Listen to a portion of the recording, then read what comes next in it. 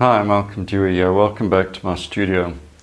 In this video I'm going to be showing you a painting demonstration of one of my favorite subjects in a little village called Bathurst, and this is a particular lane that I like to paint. I like the shapes of the trees around it and especially the light.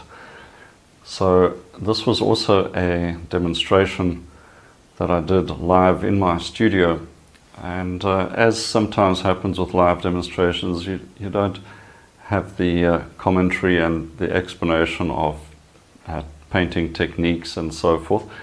So I thought I would re-edit the demonstration with a full commentary, giving you a lot more information of what I'm doing with the painting. And you may find that useful and give you a few ideas to use in your paintings. So sit back and hopefully you'll enjoy the demonstration, and we'll have a look at the end and see if we're happy with the result. I'm using a primed panel, just a MDF panel with my usual range of colors. Pretty much a warm and cool of all the primaries and some earth colors. And the panel just primed with gesso. Now the first stage of adding in the dark mass shapes, it's all about getting in the darkest darks. And I do that by always squinting a bit at my reference or at the scene outdoors if I'm painting outdoors, to remove the details and to isolate the major mass shapes. So using a number 10 long flat bristle brush and a bit of ultramarine blue and burnt sienna, I'm getting those dark masses in. Now I'm just drawing in more or less the side of the road or the lane.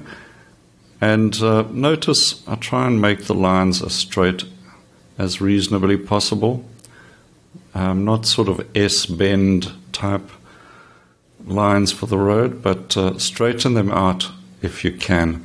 It gives a more realistic image. Also the shadow shapes as well. Get those in at this stage as well with your dark shapes. Although the shadows will be middle value in as far as lights and darks are concerned, it's good to get into the habit of getting the shadow shapes in right at the start. If you're outdoors, those shadows disappear pretty quickly, and the shadows are so important because this painting is about light, so light and dark, very important. There you can see I just used a bit of tissue paper and made a few marks where I'm going to have some lighter colors coming through. Now getting those shadows in fairly thin. This is the first layer. It's also the blocking in stage. So we're working in the old system of from lean to fat. So we start off with just a bit of spirits in the paint there, make it nice and thin, or lean as they say. Getting in the lights now.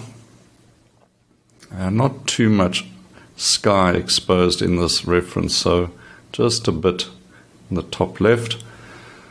And most of the rest of the painting is all middle values. So that'll be ranging from fairly light in value in the distant road and trees, etc. The distant road is also more on the light side as well, but I'm treating it as a middle value. Just making marks where I want to bring in light later on. A bit of the foreground grass.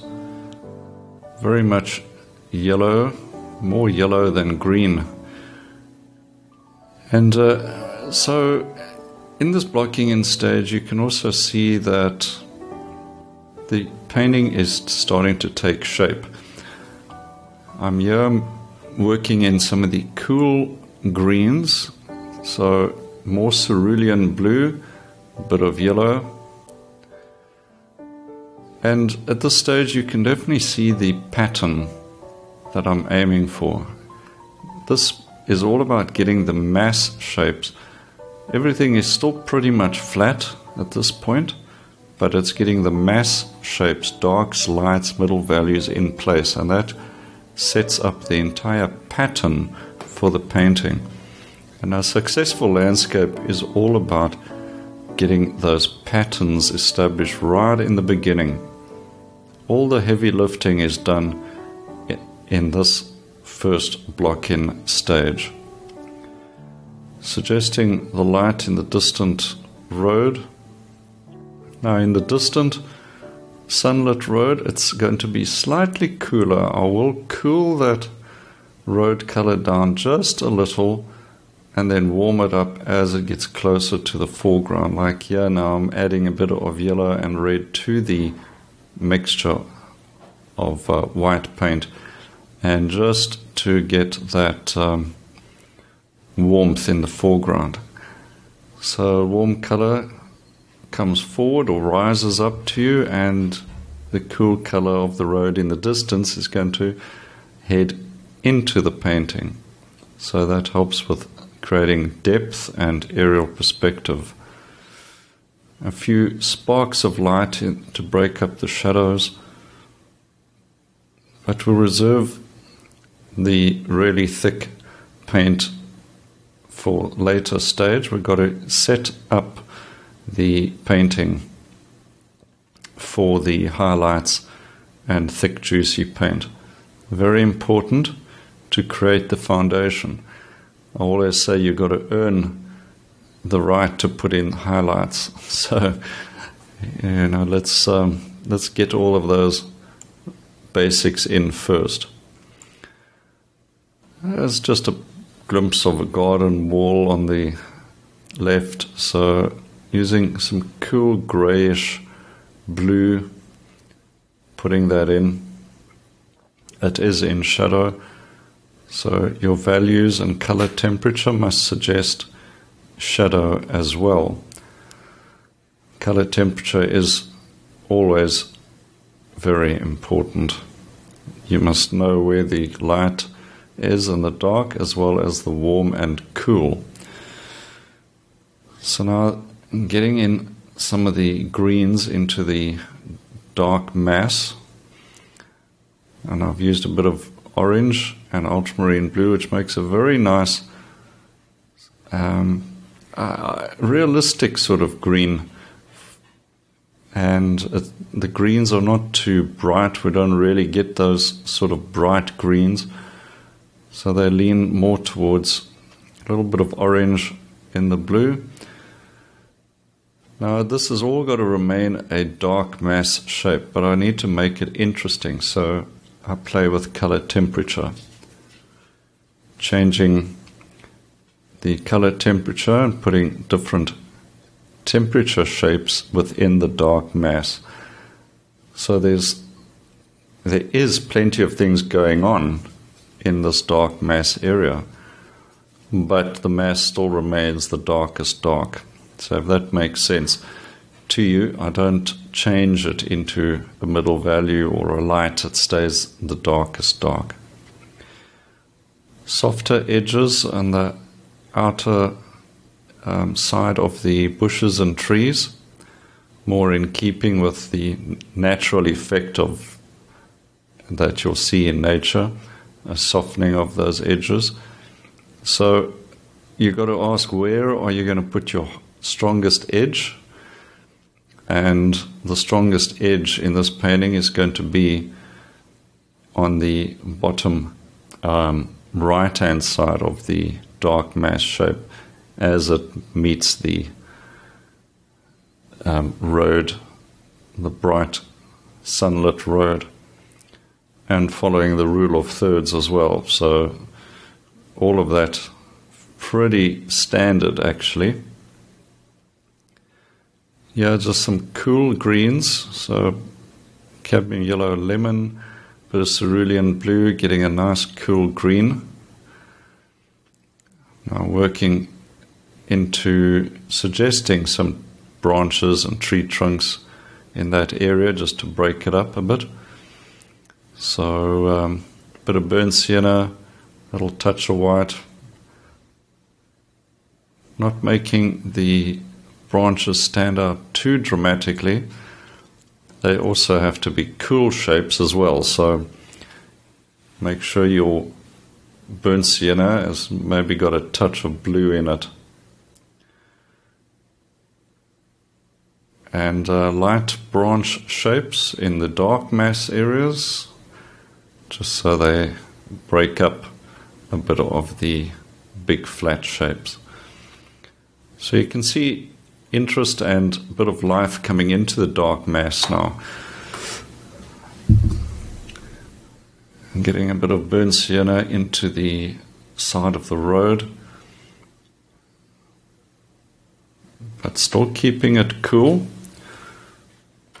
This is a sunny day, so the shadows are going to be cool, which means adding some blue. And generally, for cool color, some blue is going to come into it, especially in landscapes.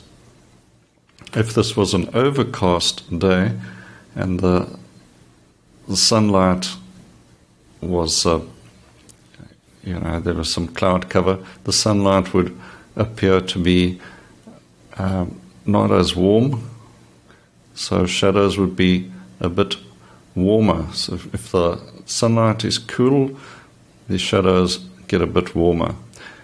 It's a fractional change, it's not dramatic, but it definitely, you need to change the color temperature of the shadows. So on a warm sunny day, shadows are cool.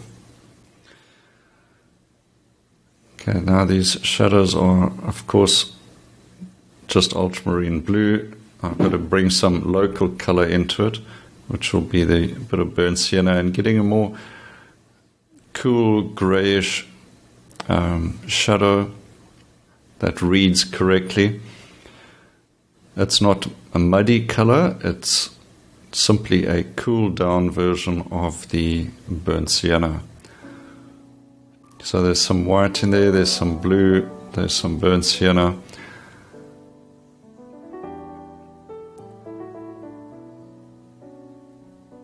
And we're getting just a bit more realistic shadow. I haven't got to the brightest colors yet. We're still going to get to that, and that'll bring the painting to life. And speaking of that, time to do just that. So I've got titanium white, bit of yellow ochre, bit of yellow lemon, and we're just going to thicken up that paint for the light areas, breaking up the shadow. And you can see how that immediately just brings it all to life. And the foreground needs to be warmed up. It needs to be bright, sunny, so not too much white. If the colors have too much white, they'll get cold and chalky. So always add in color back into your white mixes. I'm putting on fairly thick in the foreground.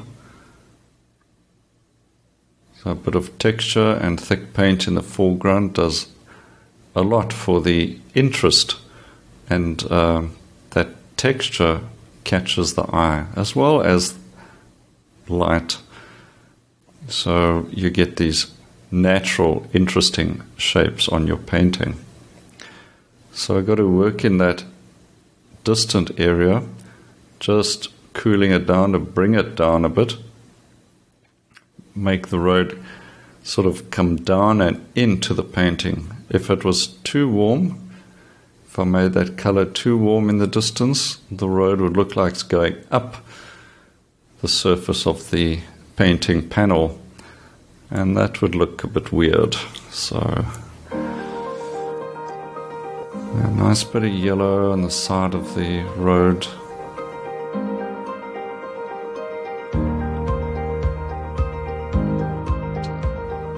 See the counter change, that spot of light next to the telephone pole, or the tree trunk I should say.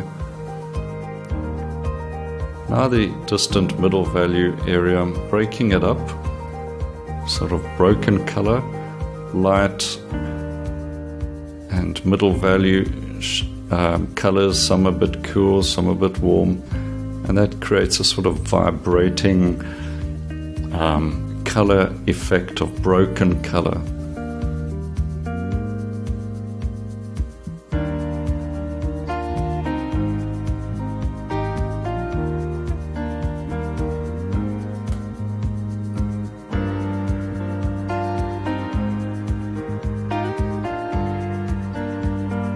I'm using the light against the dark, and it adds a real touch of energy and life, doesn't it? Keeping the shadow colors cool, mostly cerulean blue, softening edges here and there, suggesting different shapes. But you've got to re-establish some of those darks as well. Easy to knock them out with middle value colors, but you've got to get that shadow and dark pattern back in place if you lose a few of those dark shapes.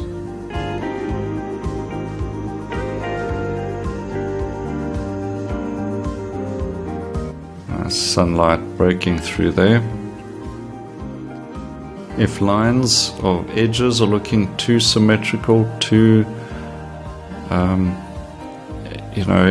too geometric, break them up.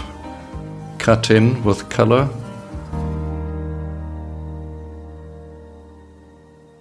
Maybe a dab or two of light breaking through leaves, just to break up flat surfaces like this.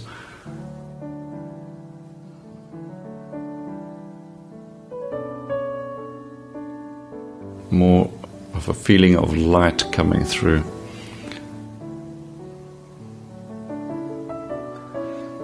All shapes suggesting something. I'm not sweating over details, making sure every twig and leaf is drawn in. I'm still using a large brush. This will be now number 6. So no number 2 brushes to do little things. Variety of brushwork, horizontal, vertical brushwork, all creating interest.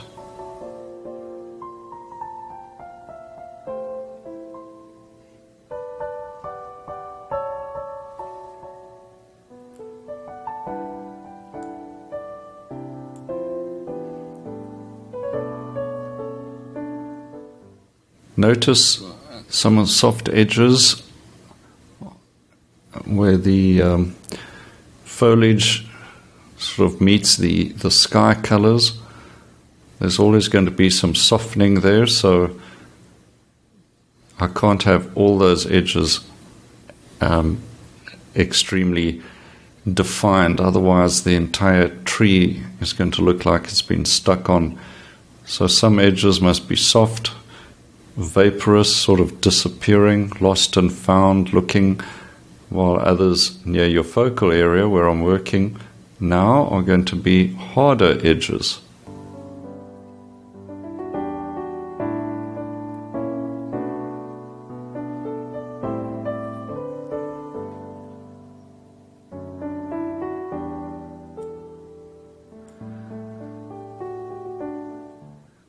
At this stage, you've got to stand back quite often, have a look, see what needs some attention. Maybe there are some spaces where you need a little bit of interest. If so, see what needs to be done. Here I'm just adding light, breaking up areas,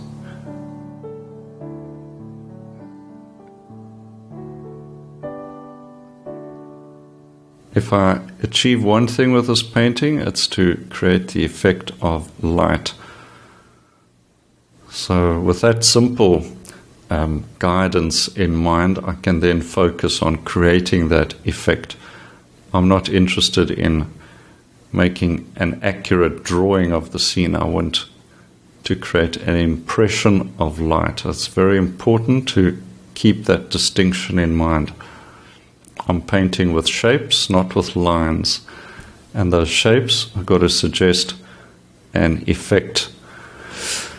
So I think we're pretty much there. As a sketch, I'm quite happy that we're heading in the right direction. A few little things, a suggestion of a figure in the distance to add scale and interest. And that's normally an indication of when I'm getting to an end of a painting. So I think I'll just get a little bit of red paint and sign my name. And there we have it.